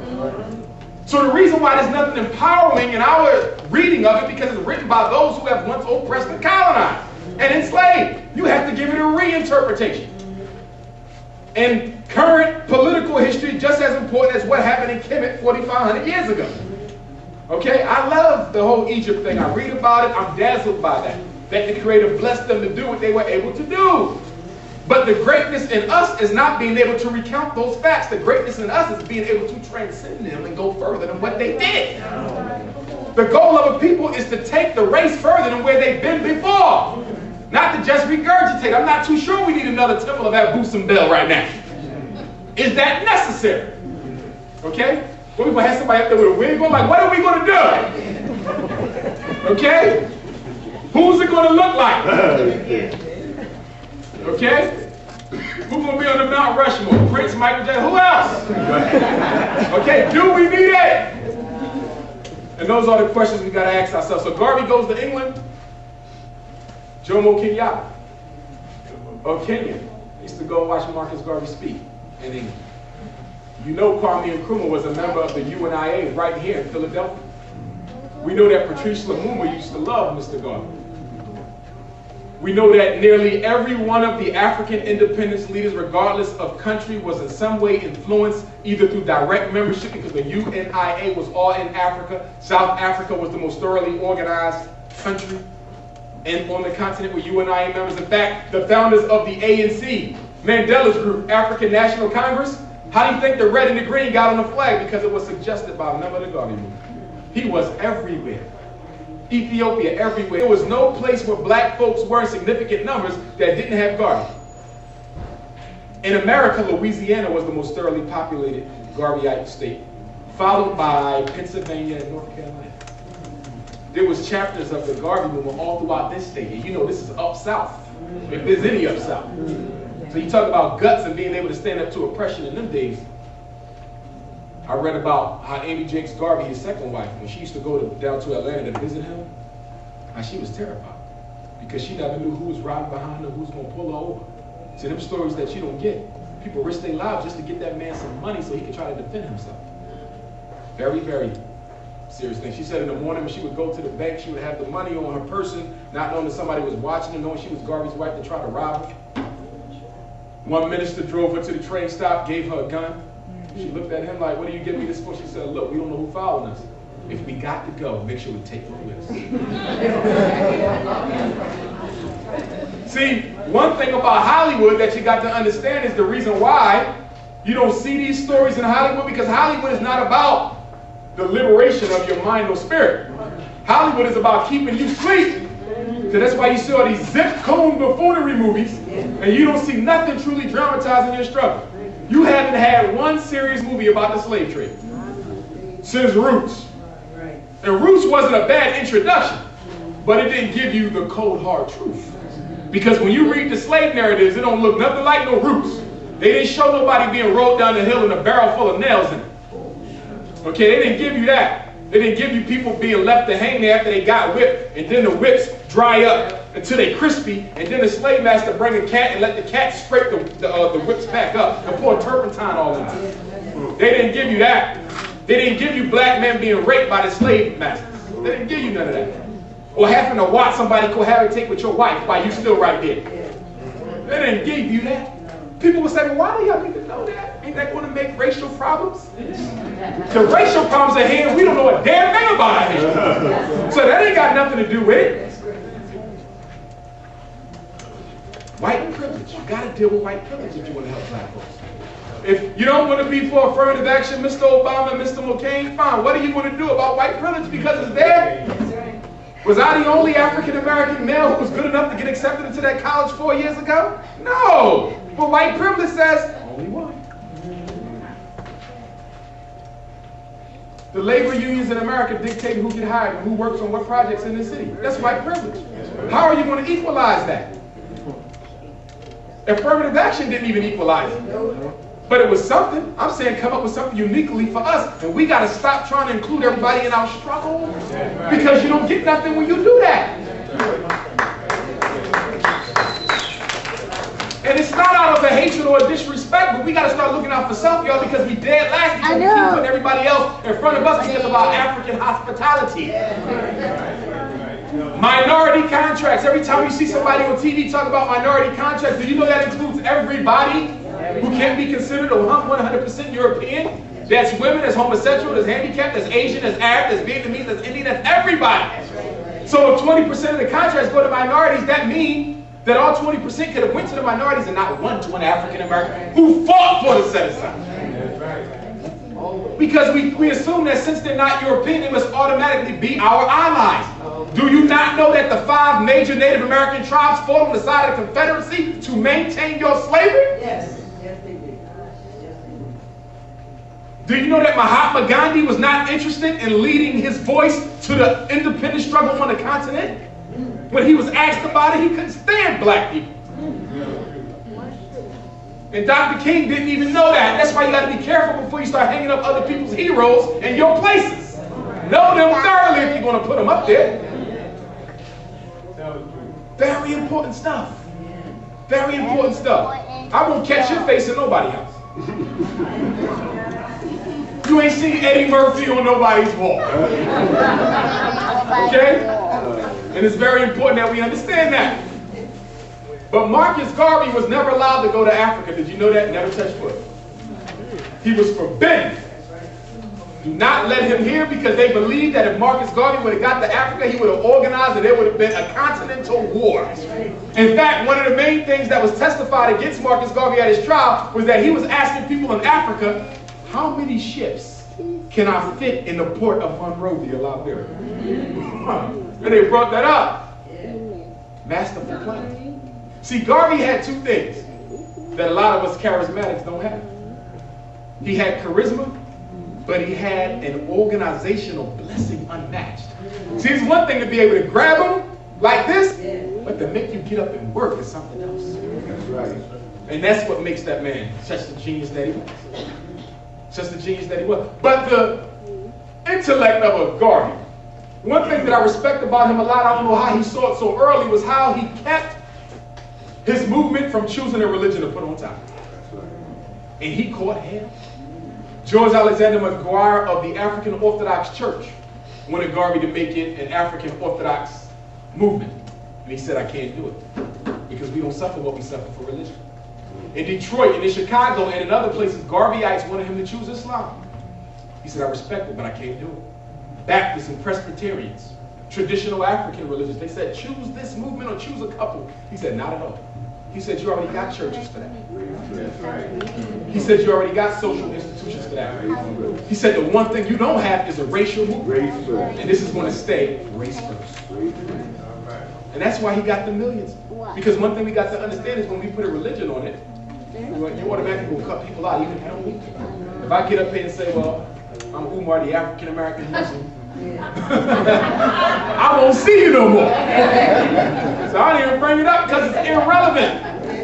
That's irrelevant. Whatever path you take to build your relationship with your Creator is so very, very personal. You want to know why? Because the only person who truly knows if you live in it is the Creator. So we don't need that to infect our social settings. Because the religions are nothing more than tribes for a lot of us. And we have fought and killed each other over those tribes. So we got to facilitate the building up of the racial consciousness, which is something we don't got. We have the religious consciousness, the Masonic consciousness, the elitist consciousness. And by the way, for my Marxist people, there's really no such thing as a black bourgeoisie.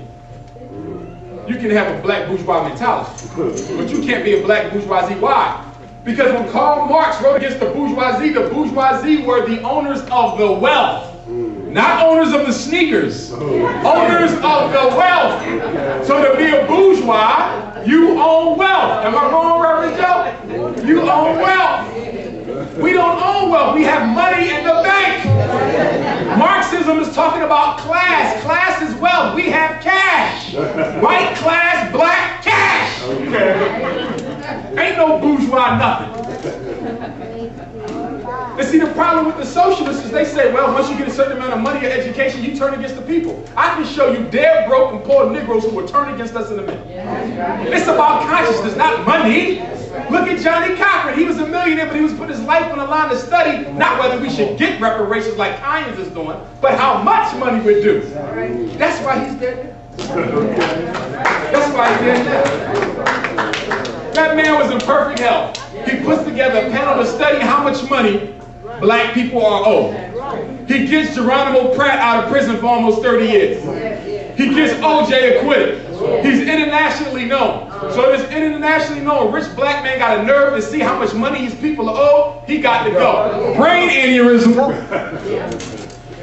Minister Khalid Abdul Muhammad. Brain aneurysm. I ain't got no brain aneurysm. Somebody come talk to that. They got me. Okay? It is important that we understand that because they do the medical game now. See, assassination is so technologically sophisticated, they can blame something else. Ron Brown, the plane crash. But when they did the autopsy, he had holes in the back of his head because he was set to do what? Testify in the Whitewater trial against Clinton. Oh yeah. But they knew from the JFK and the King and the Malcolm that that type of assassination is a bit too much for the public. So they became more sophisticated. They get it done in the hospitals. And Bernie Mac was no civil rights person, but how can you die from pneumonia in 2008, y'all? Pneumonia in 2008 in your hometown in the hospital? I tell you what I think. I think they saw that blue black brother and said, this the rich one? Let him go. With the money he had, and you died from pneumonia? I thought that was already taken care of. Don't they give our kids a shot for that makes them autistic?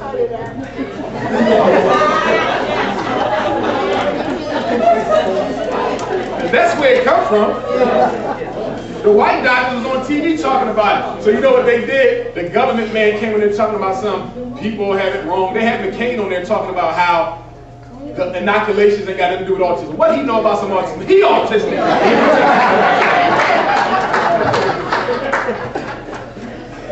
And you up there, no, it wasn't that. He said it. And he's a charismatic guy. He's an old dude. But he's autistic. All right? So, the boy's autobiography wasn't published until after he was gone. It was published, what they call it, posthumous. He died in 63, it got published in 68, the same year King was killed. Okay? But an accomplished man. But as I say, that whole rivalry between him and Garvey it was a shame they had to go down the way that it did, because if they could have worked together, who knows where we would be right now.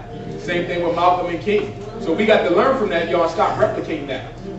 As y'all know, a couple lectures ago, I talked about, fanning the flames and how we can't do that. I don't believe in doing that.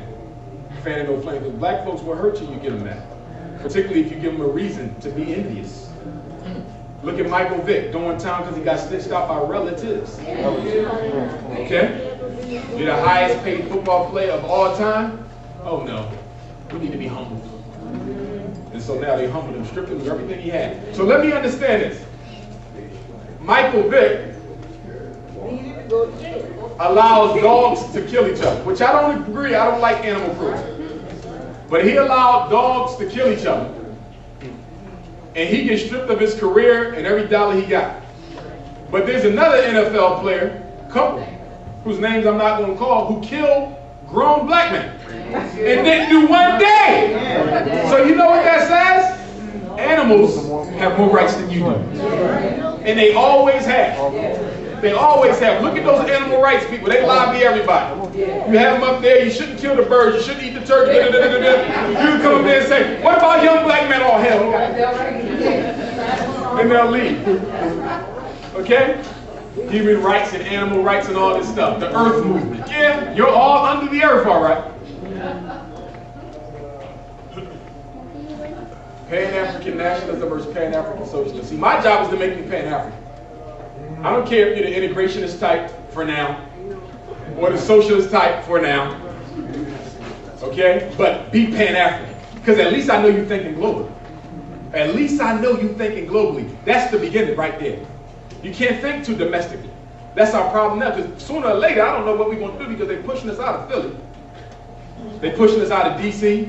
I was in Raleigh, they're pushing us out of Raleigh. It ain't but too many more places to go. See, that's why they call it real estate, because it runs out, it's real.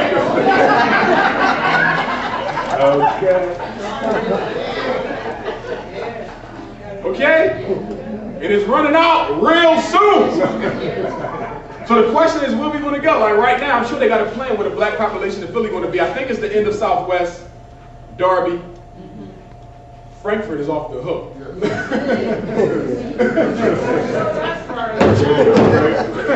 They might just put us all in Frankfurt. But we better start planning for ourselves collectively. This is no joke. One thing, and we got some time, 15 minutes. I'm not going to go over. On that back table, and I got to thank Brother Stan over here because he gave us a place to meet. And the good queen, they look out for me. They're like my Pan-African parents. And on August the 31st, which is the last day of the month, 10 days from the day, it's the 21st, August 31st, Sunday, write it down. Sunday, August 31st, 2 to 5. We're going to have the first meeting for the Black Philadelphia think tank. It's non-organizational. So you can come as anything you want. Integrationist, you got on an integrationist sweater, you can come in. Pan-African, Black Philadelphia think tank. It's Sunday, August 31st, 2 p.m. to 5 p.m. What I want you to do is get a flyer on the back table. Well, most of you know my email address anyway. If you don't, you can write it down, Umar the Psychologist at Yahoo. UMARTHE Psychologist at yahoo.com. If you're interested in attending, I need you to RSVP me, so I'll expect you to know how many people to plan for, because we probably have some food or something there. It's free. It's open to everybody. But one thing that we need to start doing, because everybody else does it but us, is having a think tank. Where you bring the minds together to discuss the problems. Don't worry, you won't be asked to do any work. Because if I say work, not one of you will be there. And that's okay, because you have your workers and you have your thinkers. The boy was a thinker. Garvey was a worker. So I want you all to come and use your brain power to try to help us strategize our way out of this. We're going to come up with a problem list, like we do in therapy. What's the problems of Black Philly? Now let's put them in order. Now, which one of these do we want to tackle first? You might say, well, you know what? We need an independent private school. Okay. Let's create the business plan collectively as a think tank. Or you might say we need a Black People's Political Union, not to elect a person, but to make sure our principles are heard. How do we do that? How do we get the word out? How do we bring the people together? Where can we meet? Who has a place that large? What, we're going to rent out the first unit? Okay? You might say that we need our own Whole Foods, because the food that we getting in here ain't got nothing natural in it. It's all NGO, okay? GMO, genetically modified organisms. Okay? Okay, how do we do the Whole Foods thing? We're going to contact the Black farmers. How do we do that? Okay? You might say we need to start making some of our own clothes. In fact, the late great Pan-African thinker, Dr. John Henry Clark, said that if a people can't make their own underwear, they ain't fit to lead nobody. And we don't make our own underwear. Ralph Lauren, Polo, Fruit of the Loom, Dollar Store, but we don't make them.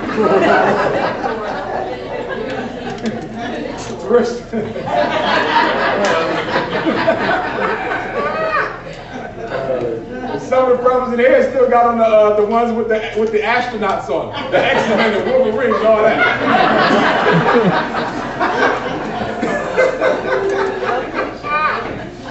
Okay, the Speedo joints, and now one of you better have on the thongs for men. Don't come to me.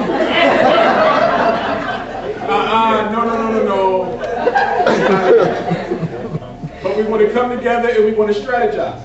And we'll have homework assignments where we got to research certain folks will volunteer. I'm going to look at this, I'm going to look at this, I'm going to look at this. But you know what we got to create? The goal is a what? A blueprint for Black Philadelphia. Great. Not a general book, because we got all the books. We need something specific to 21st century Black Philadelphia right now. Great. What are we going to do when the mayor's race comes back around again?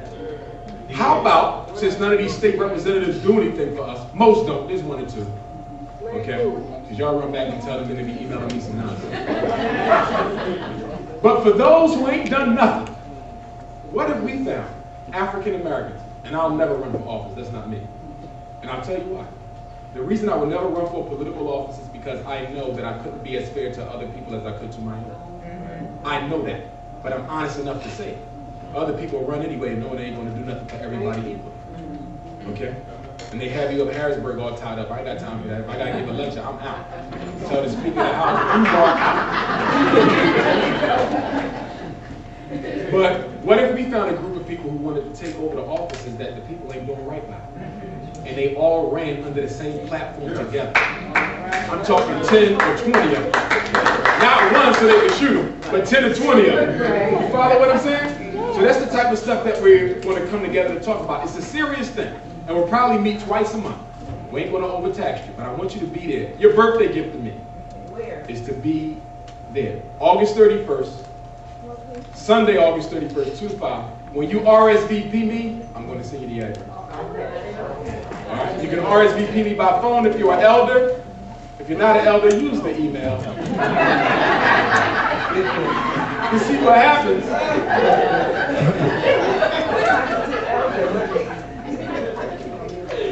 See, some of y'all get mad at me because you call me and you be like, you didn't call me back. But what you got to realize now, I got to take my calls in order of priority. You're calling to ask a question, and I want to get back to you. But the next call is coming from a parent whose kid is suicidal, or who they're about to throw out of school. Can you come to the IEP meeting? My lawyer want to talk to you. We need an eval first thing in the morning, and I need that eval money. All right? Because I go on internship in September, and that stipend is very, very small. Okay, so if you see me on the street with my hat, play instruments, but that's what we're going to do. Any questions about that Black Philadelphia think tank? I just went through the 8 tenets, and I don't have 8. Let me give it back to you, Queen. We got pride. No, we have race pride. Race pride, racial identity, self-reliance, black image of God, if you're going to give it an image, black economic power, unity, nationhood, and black political power. You know what? I combined the economic and political when I was talking. That's what that was. But those are your 8 principles of Garveyism. 8 principles of any common sense black folks trying to do something. Okay? But that's what we need to do. We need institutions. If anybody say, ultimately, Brother Umar, what is all this about? It's about independent institutions because that's the only way you can protect yourself. In terms of the black farmers, I hope everybody know that Saturday after next, not this Saturday, but I guess that'll be Saturday the 30th, the day before the think tank. Okay? The black farmers are going to be up at Broad and Somerset, I believe. Okay? From 8 in the morning until they sell out. They were there last Saturday. And they're coming back. And I think that's a really good thing that the brothers are doing. Hopefully it's being done for benevolent reasons. Okay? But it looks very, very positive. And I hope it continues because this is the 6th largest population in the country. And if black farmers need to get their produce out, why not to us? Okay? As the good sister said, the watermelons got what in them? Queen, black seeds, right? Make sure your watermelon got black seeds so it came from the ground. Because they be in them science labs dropping water on stuff. and it start growing. Okay? And we don't need that. Alright? In fact, you know that address right now? 40. Yeah. I want to say 4413. 44. What is that? That's Germantown or what? What's the cross street? Oh, 14, 4414. What is it? 4414? Germantown Avenue. 4414 Germantown Ave. That's where the meeting is going to be for the Black Philadelphia think tank. 4414 Germantown Avenue, Sunday, August the 31st, 2 to 5. If you got to bring the babies because I know some of y'all going to be coming from worship, which is fine. But I want you there. And my special guest to y'all here right now is you ain't got an RSVP, just come. And what I'm going to also ask is that everybody bring a little something that other folks can snap on. I'm going to have some stuff anyway. Okay, but bring something that other folks can snap on. Now, some of y'all, my vegetarian people, keep it realistic now, because y'all coming in with some onions with a beet in the middle.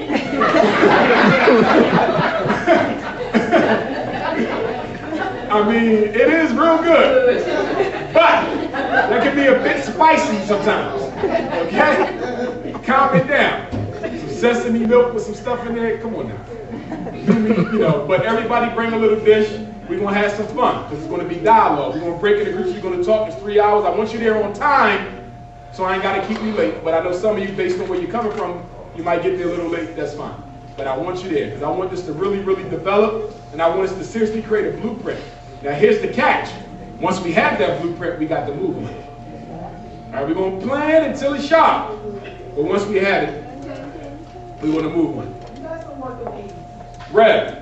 Dr. Johnson, we need to find out what white chain stores wouldn't buy from the black farmers. I was there last week. Okay. We need to find out. I'm going to look into that. The Rev said we need to find out what white chain stores didn't buy from the farmers because some of them wanted to do business with the supermarkets in our neighborhoods and they wouldn't buy. You see? So we got to find out what's going on with that. I tell you something else if you didn't hear about it. There was a lawsuit to force some of the supermarkets in the black community to put labels on every item so you know how much they cost by the time you get up front. They lost. So you're saying, what difference does it make? Because what happens is you see there's a price on the rack. And all the sugar is under the sign that say 99 cents. So you assume the sugar 99 cents because it's right here. The sugar that's 99 cents is all the way over here. So you don't know how much it costs. Because if you are elder, or your parent coming in with your children, and you're standing in line, you ain't really got time to go back and find the right sugar. So what do? You pay for the expensive sugar. That's how we're being ripped off of our money. Because you're saying, I added this up in my head, and it was not this. Because the food that you're buying is more expensive because they're mixing and matching stuff. So you're paying for the expensive sugar, but you think it's this bait and switch. So they tried to pass a law that make them put the food where the food is supposed to be and put the sticker, and they lost. That's the power of these people because they give a lot of money to the politicians. Okay? Last thing, the Africa trip. And Miss Foster is here because it's through her travel company we're going to be putting this thing together. I made an appointment with the good sister too. And she said you're going to be there too. See, that's Miss Foster, and we got the good sister Lynette right there. You know what I mean? Miss Smith. She said, what you gonna call me, Sister Lynette? Miss Smith. I love them folks. We was all that William Penn together, some excellent educators over there. But I'm going to be meeting with Miss Foster, right? And we're going to be putting together that package for that trip to Nigeria. If you don't know about it, make sure you get a flyer, but we're going to be going to Nigeria in August. Of course, we'll get all the specifics later. But as I told you, I was in Nigeria a couple weeks ago, as well as Senegal, who I want to go to in 2010, Nigeria this summer. As I said, I met with 2 kings, and they're going to set up some land that can be purchased by you. When you are there for the convention, you can come back to America with a certificate of ownership. Okay? Upon which you can build a farm, a home, whatever you want, have a vacation spot, give it to your grandchildren. Give it to your child as a birthday gift.